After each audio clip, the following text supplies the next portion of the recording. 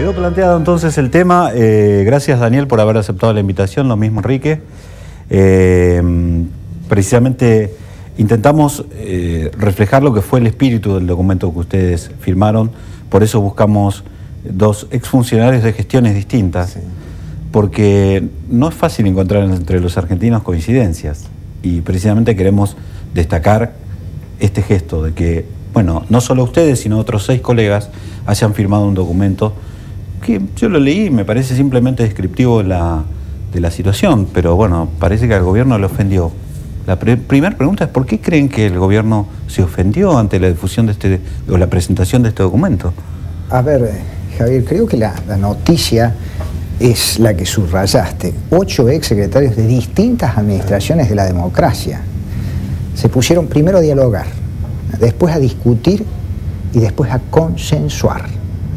Porque el documento no es solo descriptivo del estado de situación de la energía, sino que después el documento avanza en una serie de consensos básicos que deben tener como referencia cualquier política energética que se lleve adelante en la Argentina y cualquiera sea el que tenga que ejecutarla. Entonces, esto no tiene precedente. Imaginemos 8 exministros de salud suscribiendo un documento sobre el tema salud como política de Estado, o de educación. Necesitamos políticas de Estado. Bueno, nosotros humildemente nos hemos querido aproximar al tema energético para sacarlo de la trampa del corto plazo y transformarlo en una política de Estado. Yo creo que lo que les molestó más al gobierno es la parte primera descriptiva. Pero si queremos hablar de consensos básicos para una política de Estado, tenemos que empezar el diagnóstico. Si existiera una política de Estado, estaría de más el documento.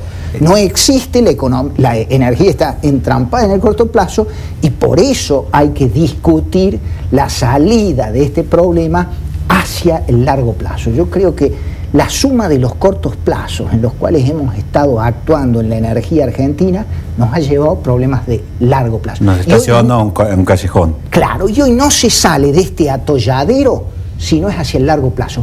Por lo tanto, quien tenga que desarrollar una política energética alternativa, es muy bueno que tenga como referencias estos consensos básicos para evitar los barquinazos esos tradicionales de la Argentina, de primero maldito Estado, después maldito mercado, después volvemos al maldito Estado, etcétera, etcétera, etcétera. Este es el sentido del documento. El equilibrio.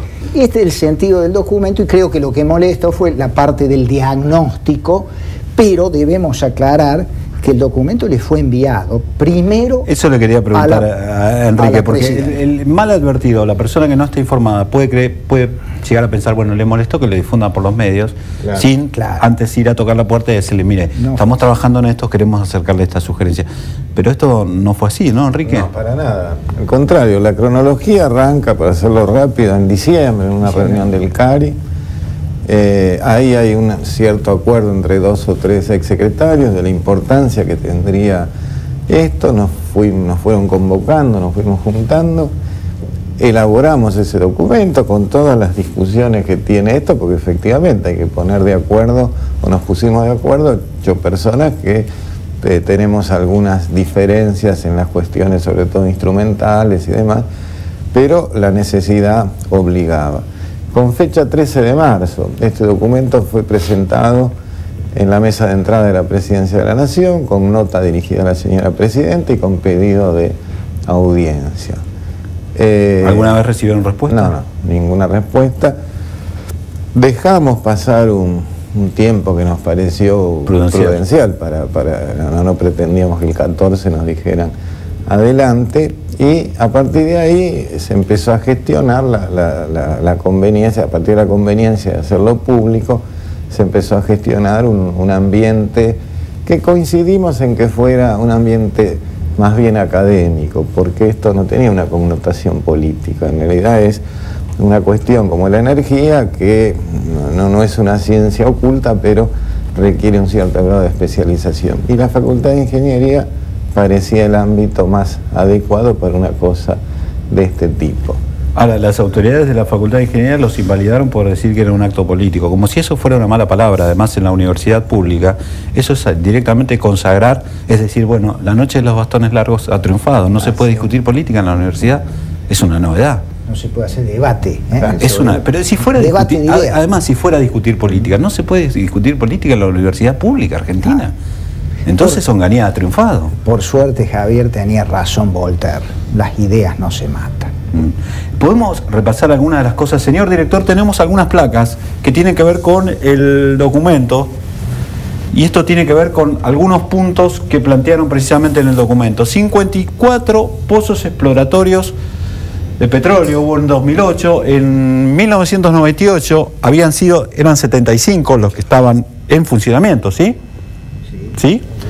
En 1988, en la época de Raúl Alfonsín, habían sido 103. Estamos en menos de la mitad. Sí, y en el 2008 el petróleo llegó casi a $100 promedio. En el 1998 era un petróleo de menos de $20. Ponemos esa placa que es la que mencionaba Daniel. 94 fue el precio promedio en todo el año. Tomamos el promedio para todo el año. En 1998 era $12. Que fue cuando además, años después, a nosotros a ese precio se nos ocurrió vender YPF. Lo que quedaba de YPF. Vender YPF, cuando el precio del petróleo estaba por abajo, pero somos vivísimos. Y esta es la situación con la que nos encontramos. Ahora vamos a repasar el resto de las variables. Lo que quiero preguntarles es, más allá de esta situación, que en el próximo bloque le digan al televidente brevemente, los dos, lo más breve y conciso posible y lo más didácticamente posible, por qué llegamos a esta situación y además cuáles son los consensos a los que arribaron que creen que precisamente nos servirían para definir una política para que salgamos de esta situación y podamos tener reservas para que el país pueda precisamente crecer, que es lo que queremos todos, y tener una política sustentable y no pasar a depender por ahí de un costo del petróleo que todos sabemos de que de aquí en más tiene muchas más posibilidades de ser más caro que posibilidades de ser mucho más barato. Digo, si con una crisis como la actual, que no existía desde los años 30, todavía cuesta $40, $50, imaginémonos lo que puede costar en el futuro. Pero eso en el próximo bloque.